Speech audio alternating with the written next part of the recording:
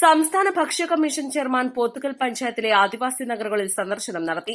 മുണ്ടേരി വനത്തിനുള്ളിലെ ഇരുട്ടുകുത്തി, വാണിയമ്പുഴ, തരിപ്പപ്പൊട്ടി, കുമ്പളപ്പാറ എന്നീ നഗറുകളിലാണ് സംസ്ഥാന ഭക്ഷ്യ കമ്മീഷൻ ചെയർമാൻ ജിനു സക്കറിയ ഉമ്മൻ സന്ദർശനം നടത്തിയത്. ഭക്ഷ്യവസ്തുക്കൾ കൃത്യമായി ലഭിക്കുന്നില്ലെന്ന പരാതിയുടെ അടിസ്ഥാനത്തിലാണ് ചെയർമാന്റെ പരിശോധന. സർക്കാർ സംവിധാനങ്ങൾ വഴി വിതരണം ചെയ്യുന്ന ഭക്ഷ്യവസ്തുക്കൾ ആദിവാസി മേഖലകളിലെ ആളുകളിലേക്ക് കൃത്യമായി എത്തുന്നുണ്ടോ എന്ന് അന്വേഷിക്കുകയാണ് സന്ദർശനത്തിന്റെ പ്രധാന ലക്ഷ്യം. റേഷൻ സാധനങ്ങൾ നഗറുകളിലേക്ക് എത്തിക്കാൻ മൊബൈൽ ട്രൈബൽ റേഷനിംഗ് സംവിധാനം ഏർപ്പെടുത്താനും തീരുമാനമുണ്ട്. റേഷൻ കാർഡ് ഉൾപ്പെടെയുള്ള രേഖകളില്ലാത്ത ആളുകൾക്ക് അടിയന്തരമായി കാര്യങ്ങൾ ചെയ്തു കൊടുക്കാനും ഭക്ഷ്യ കമ്മീഷൻ ചെയർമാൻ നിർദ്ദേശിച്ചു. ഇതിന്റെ ഭാഗമായി ഫെബ്രുവരി 1 മുണ്ടേരി ഗവൺമെന്റ് ഹൈസ്കൂളിൽ വിവിധ വകുപ്പുകളെ പങ്കെടുപ്പിച്ച് ഒരു ക്യാമ്പ് നടത്താനും തീരുമാനിച്ചിട്ടുണ്ട്.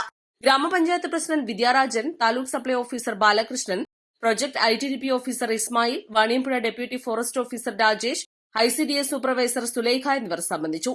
East live, Edakkara.